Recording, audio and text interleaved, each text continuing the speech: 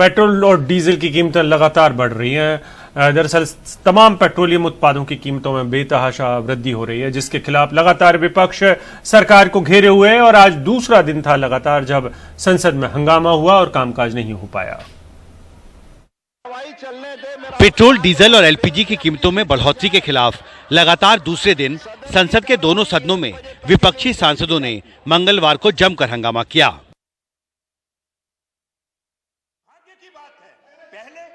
राज्यसभा में 4 विपक्षी दलों कांग्रेस, डीएमके, शिवसेना और बहुजन समाज पार्टी ने सदन की कार्रवाई को रोककर तत्काल तेल की बढ़ती कीमतों पर चर्चा की मांग की। हम यही चाहते हैं जो जनता के जो कष्ट है, जो जनता के तकलीफात है, उसको यहाँ पर चर्चा हो। कम से कम गवर्नमेंट सबका सुनने के बाद शायद मैं समझूंगा जो ये इतने प्राइसेस बढ़े हैं वो पूरे वापस लेंगे और वो जैसा कि 2013-14 में जो प्राइसेस थे कम से कम वहां तक लाएंगे। लेकिन राज्यसभा के उपसभापति और लोकसभा स्पीकर सदन की कार्रवाई को रोककर इस मुद्दे पर चर्चा के लिए राजी नहीं हुए। माननीय चेयरमैन ने कल इस पर रूलिंग 267 पर दिया था, उसको रीओपन नहीं किया जा सकता चूंकि शॉर्ट ड्यूरेशन डिस्कशन के लिए भी सब्जेक्ट आया हुआ है और ऑलरेडी मिनिस्ट्रीज पर डिस्कशन होना है, अप्रोप्रिएशन बिल पे है, फाइनेंस बिल पे है, इस पे काफी अपॉर्चुनिटी है बोलने के लिए।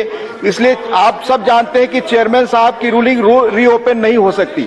लोकसभा में लगातार दूसरे दिन विपक्ष ने पेट्रोल, डीजल और एलपीजी के दामों में बढ़ोतरी को लेकर सरकार पर निशाना साधा। वहीं अधीर रंजन चौधरी ने लोकसभा टीवी की निष्पक्षता पर भी सवाल उठाया। सदन में पक्ष हो या विपक्ष हो, सबका अधिकार समान होते हैं, बराबर होते हैं। सर, अंदर में एक डिजिटल भेदभाव चलता है, डिजिटल डिस्क्रिमिनेशन। सत्ता पक्ष जो कुछ कहे, जो कुछ करे, सब टीवी में आते हैं। विपक्ष की बात टीवी में नहीं आते, या विपक्ष के ऊपर पाबंदी लगाए जाते हैं।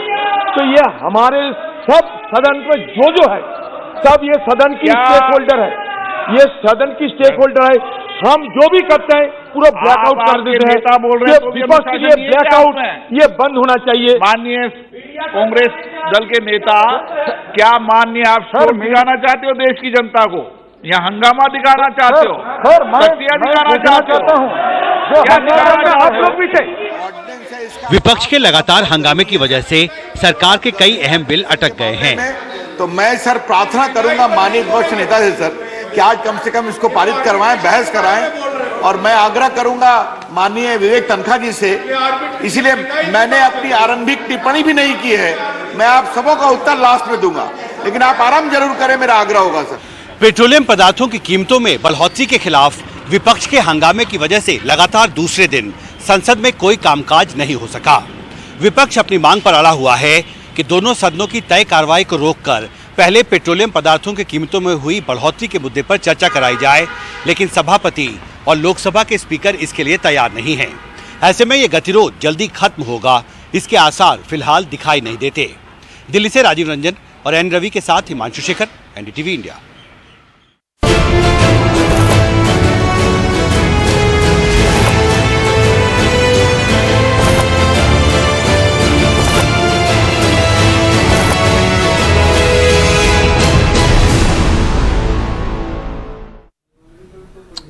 और बात करते हैं विधानसभा चुनाव की। असम में 27 मार्च को होने वाले पहले दौर के चुनाव के पहले लगातार सरगर्मियां तेज हैं और असम के मुख्यमंत्री सर्बानंद सोनोवाल ने पर्चा भर दिया है अपना। ये पहले दौर के कैंडिडेट हैं या उम्मीदवार हैं। असम के मुख्यमंत्री हैं सर्बानंद सोनोवाल, जिन्होंने आज माजुली सीट से अपना पर्चा भरा है। माजुली असम का सांस्कृतिक केंद्र ही नहीं है, बल्कि असम की पूरी संस्कृति, या आप कह सकते हैं उत्तर पूर्व की पूरी संस्कृति का केंद्र माजुली द्वीप है। दुनिया का सबसे बड़ा रिवर आइलैंड है Majuli. Do swear in the name of God that I will BJP और कांग्रेस दोनों गठबंधनों ने असम में किसी को भी अपना मुख्यमंत्री पद का चेहरा या उम्मीदवार नहीं बनाया है। सर्बानंद सोनोवाल के पहले मुख्यमंत्री थे, लेकिन अब उनके चेहरे पर चुनाव नहीं लड़ा जा रहा है। कांग्रेस के सामने मुसीबत यह है कि तरुण गोगोई के जाने के बाद वो अब भी एक ऐसे चेहरे की तलाश में है जो सबको मान्य हो। और बीजेपी में अब यह कहा जा रहा है कि सर्बानंद सोनोवाल की जगह हेमंत बिश्वा शर्मा का पलड़ा भारी है। असम के मुख्यमंत्री सर्बानंद सोनोवाल अमित शाह के सियासी सफर पर किताब का लोकार्पण करते हुए, जिसका असमिया में हिमंता बिस्वा शर्मा ने अनुवाद किया है। शर्मा और सोनोवाल पार्टी में एक दूसरे के विरोधी माने जाते हैं। मंच पर भले दोनों दोस्ताना दिखें, लेकिन माना जाता है कि शर्मा मुख्यमंत्री पद के मजबूत दावेदार के रूप में उभरे हैं। इसी वजह से बीजेपी मौजूदा मुख्यमंत्री सोनोवाल का प्रचार इस पद के अगले उम्मीदवार के तौर पर नहीं कर रही है।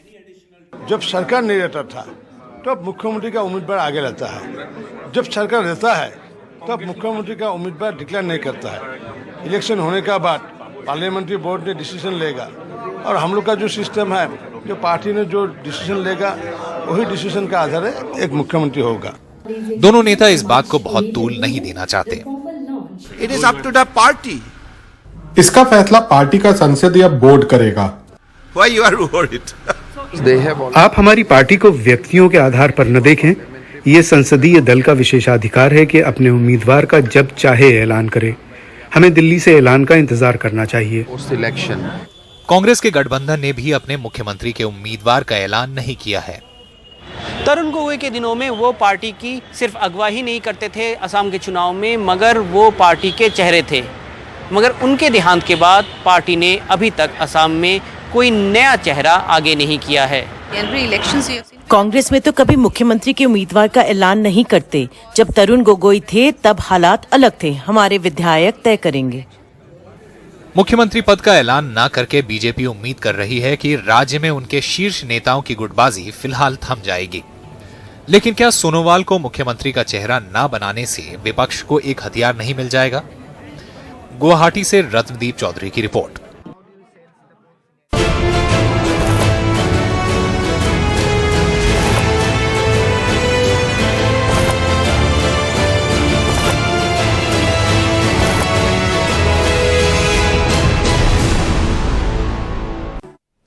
मंगलवार के दिन महाराष्ट्र की विधानसभा में जमकर हंगामा हुआ और यह सब इसलिए हो रहा है क्योंकि रिलायंस कंपनी के मालिक और उद्योगपति मुकेश अंबानी के घर के बाहर जो स्कॉर्पियो मिली थी उसके मालिक की हत्या का मामला अब विधानसभा में उठ रहा है।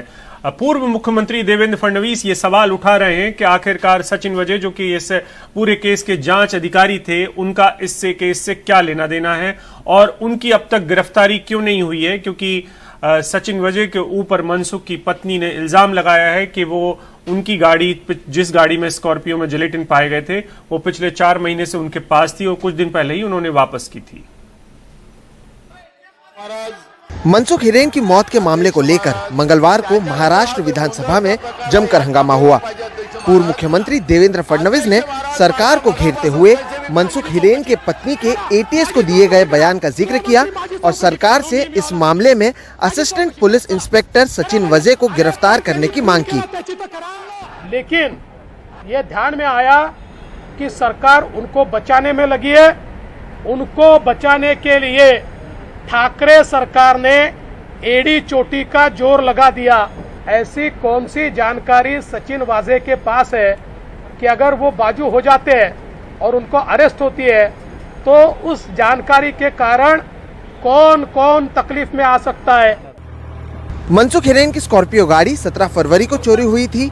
बाद में 5 मार्च को उनका शव मुंबई से सटे ठाणे में मिला। इस मामले में मनसुख हिरेन की पत्नी विमला हिरेन ने एटीएस को दिए बयान में बताया कि जिस स्कॉर्पियो गाड़ी में विस्फोटक मिले थे वो गाड़ी नवंबर 2020 से 5 फरवरी 2021 तक सचिन वजे के पास थी। सचिन वजे और मनसुख हिरेन एक दूसरे को जानते थे। विस्फोटक का मामला सामने आने के बाद 3 दिन तक मनसुख हिरेन सचिन वजे के साथ ही थे। सचिन वजे के कहने पर ही मनसुख हिरेन ने मुख्यमंत्री, गृह मंत्री, मुंबई और ठाणे के कमिश्नर को पत्र लिखा। मेरे पति अच्छे तैराक थे, ये नहीं हो सकता कि वो डूबकर मर जाएं। विधानसभा में हुए हंगामे के बाद मुख्यमंत्री उद्धव ठाकरे ने एक बैठक कर इस मामले पर चर्चा की, लेकिन बाद में सरकार ने अपने रवैये पर कायम रहते हुए कहा कि इस मामले की जांच अब एटीएस को दी गई है और सचिन वजे अब इसके जांच अधिकारी नहीं हैं। साथ ही दोषियों पर कड़ी कार्रवाई की जाने की बात की गई।